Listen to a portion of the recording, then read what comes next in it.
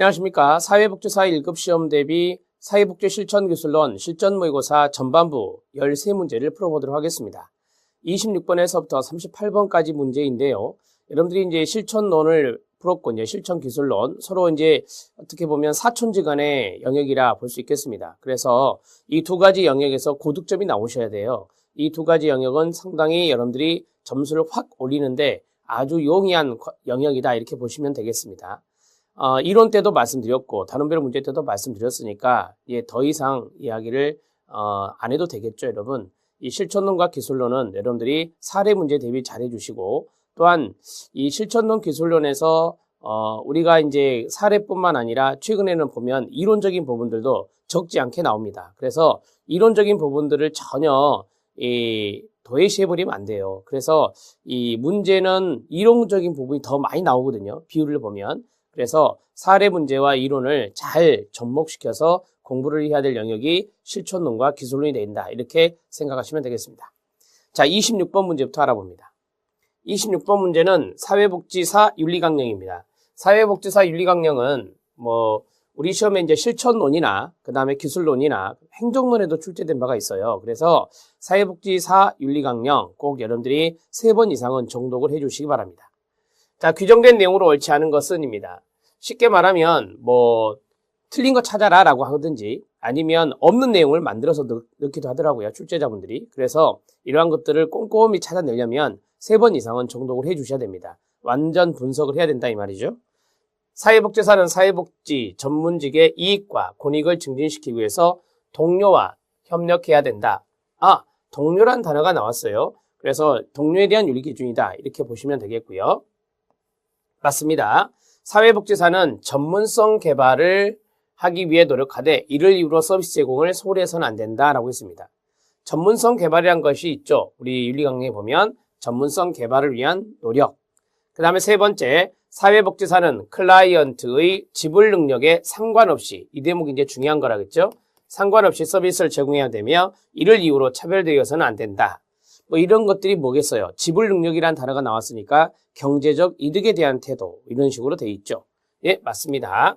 사회복지사는 필요한 사회 서비스를 개발하기 위해 사회 서비스 개발하기 위한 사회정책의 수립, 발전, 입법 집행에 적극적으로 참여하여 지원해야 된다라고 했습니다.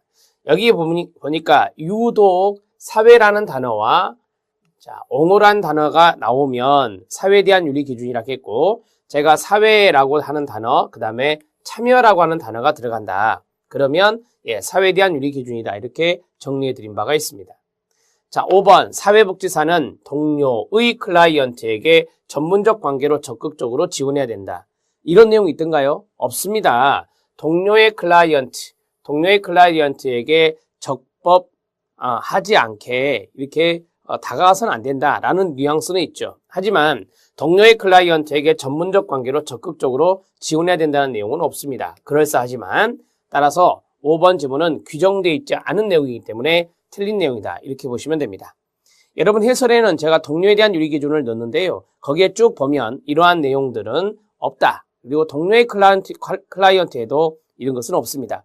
클라이언트에 관한 클라이언트와의 관계에서 동료의 클라이언트가 있는데, 이 동료의 클라이언트 여기 부분에도 이러한 내용은 없어요. 그래서 여러분들이 거기 있는 내용, 해설에 있는 내용을 쭉 보시고, 그 다음에 여기 있는 5번 지문은 규정되어 있지 않습니다. 그래서 틀린 내용이다, 이렇게 보시면 되겠습니다. 자, 26번 윤리강령 문제 체크해 주시고요. 윤리강령 문제는 안 나올 데가 없습니다. 매 회 때마다 어떤 영역이든지 윤리강령 문제는 출제가 됐습니다. 그래서 잘 알아두셔야 됩니다. 1번의 답은 5번입니다. 2번 문제 들어갑니다. 26번의 답은 5번이에요. 자, 이제 27번 문제 들어갈게요. 27번 문제, 정신분석적 치료 방법을 사회복지 실천에 적용할 때 사회복지사가 수용해야 할 기본 과정에 대한 설명입니다. 옳은 것은, 이 문제는 정신분석 모델을 가지고 문제를 출제한 것이다, 이렇게 보시면 됩니다. 우리 시험에 정신분석 모델도 출제가 됩니다. 따라서 정신분석 모델 별표 하나. 자, 이 지문들을 쭉 보시면 여러분들이 생소하다라는 생각도 있고, 많이 봤던 지문이다라는 것도 있습니다. 정신분석 모델의 전공서적을 보고 여러분들이 이것을 풀어볼 수 있는 하나의 좋은 문제다, 이렇게 보시면 되겠는데, 자아의식과 자아통제력을 증진시키는 것이 치료 개입의 목적이다. 자아의식과 자아통제력을 증진시키려면 자아가 강해야 됩니다. 그래서 자아 강화가 치료의 목적이다 이렇게 말씀드린 바도 있습니다. 맞습니다. 그 다음에 4번 초기의 어려운 생활 사건을 이해하고 재구성하는 것이 치료적이다 라고 했어요. 중요한 단어가 이거죠. 초기의 어려운 생활 사건, 이게 바로 과거의 정신적 외상이 되겠습니다. 과거의 정신적 외상을 이해할 필요가 있죠. 그리고 그것을 재구성하는 것이 치료적이다. 네, 맞습니다. 증상의 동그라미요. 정신분석은 병리적 관점이라 이렇게 말씀드린 바가 있어요. 증상의 상징적 속성을 파악하고 해석하는 것이 끊어요. 과거 사건, 특히 아동기의 외상을 재구조하는 첩경이다라고 했습니다. 여기서 중요한 건 뭡니까? 해석이라고 하는 단어죠. 해석이라는 기술을 정신분석에서는 사용하고 있습니다. 자, 라번입니다. 지속적으로 억압된 무의식하로. 억압된 무의식, 프로이트는 무의식을 강조했죠. 발견하여 이를 의식 수준으로 끌어올리는 게 뭐죠? 전이, 트랜스퍼런스라고 하는 전입니다. 이것은 원조 과정의 필수적 요소라고 말할 수 있습니다. 전이가 일어나면 저항과 함께 나타나게 되는데 이것을 해석을 하고 클라이언트가 이것을 인사이트, 통찰하게 해주는 것이 중요하다라고 하는 것도 말씀드렸고 이러한 반복적인 과정을 우리는 훈습 과정을 거치는 것이다. 이렇게 또 설명해 드린 적이 있습니다.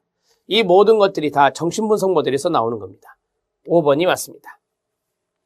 27번 문제는 잘 체킹해 주시고 지문 하나하나를 여러분들이 잘 철저하게 분석해 주시고 키워드를 잡아주시면 좋겠습니다.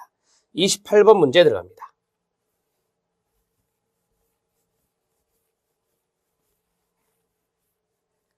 28번 문제는 다음 사례에서 심리사회 모델 나왔습니다. 심리사회 모델의 학자는 누굽니까? 해밀턴과 홀리스가 되겠습니다. 해밀턴과 홀리스, 해밀턴은 창시자, 홀리스는 바로 정립자가 됩니다. 여기에 사용되는 개입 방법은 뭐냐라고 했습니다. 사례입니다. 남편의 상습적 알코올 중독으로 가정폭력에 노출되어 있는 클라이언트인 부인을, 그 다음이 중요하겠죠? 사회복지사가 보호소에 입소하게 하였습니다. 쉽게 말하면 이제 쉼터나 이런데 입소하게 했다라고 했어요. 사회복지사가 입소하게 했으니 이것은 직접적으로 영향을 준 거죠. 직접적으로 영향을 준 것이다. 이렇게 정리하시면 돼요. 여러분 이런 것은 외우는 게 아니라 뉘앙스입니다. 아, 입소하게 했어? 그러면 사회복지사가 직접적으로 영향을 끼쳤네 라고 생각하시는 거죠. 격려하는 거 아니죠. 격려하는 것은 지지하는 기법이에요. 지지하기의 기법이고 지지하기 바로 나오죠. 1번이 답이 된다면 2번도 답이 될 수 있는 거예요. 그 다음에 환경적 접근은 뭐냐? 자원을 연계하는 겁니다. 자원을 연결해 주는 것을 우리가 환경적 접근이라고, 이거는 직접 개입이 아니라 간접적 개입이다. 이렇게 정리할 수 있습니다. 직접적 영향 주기 맞고요. 직접적 영향 주기는 바로 지시하기와 동의어가 됩니다. 지시하는 것도 직접 영향 주는 것이거든요. 그 다음에 재보증이라고 하는 것도 아니죠. 재보증은 클라이언트가 회의감을 가지고 있을 때 사회복지사는 그 클라이언트에 대해서 신뢰를 표현하고 그 다음에 능력을 인정해 줍니다. 능력을 인정하는 가운데 바로 클라이언트는 자신감을 갖게 될 것입니다.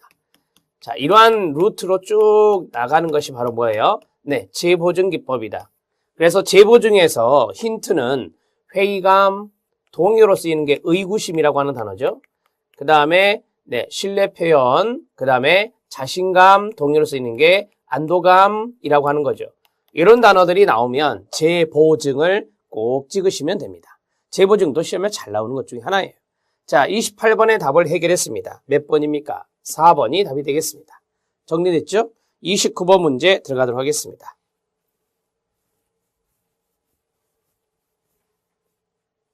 29번 문제는 과제 중심 모델이 나왔습니다. 이렇듯 실천 기술로는 모델 문제가 거의입니다. 모델 문제가 거의이기 때문에 모델에 대해서 섭렵하지 않으면 실천 기술로는 고득점이 나올 수가 없어요.